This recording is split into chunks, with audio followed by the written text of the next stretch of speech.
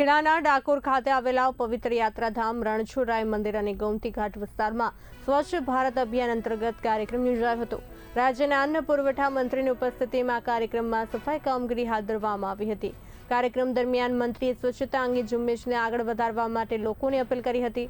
કેટલાક વિસ્તારોમાં પ્રતિકાત્મક રીતે ઝાડુ લગાવી સ્વચ્છતા અભિયાનનો પ્રારંભ કરવામાં આવ્યો હતો।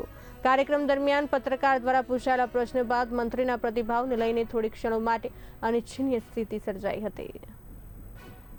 અમે સૌએ બધાએ સામૂહિક પ્રાર્થના કરી છે કે આવો સાહેબના સ્વાસ્થ્યને ખૂબ સારું રહે અને દેશની સેવામાં પોતાનું જીવન જે રીતે સમર્પિત કર્યું છે એ વર્ષો સુધી એમની સેવાઓ એ બધાના માટે પ્રેરણારૂપ બને એ ભાવ સાથે અમે આવ્યા છીએ। તમે આજે સ્વચ્છતા માટે જે કામ કર્યું છે શું કહેશો?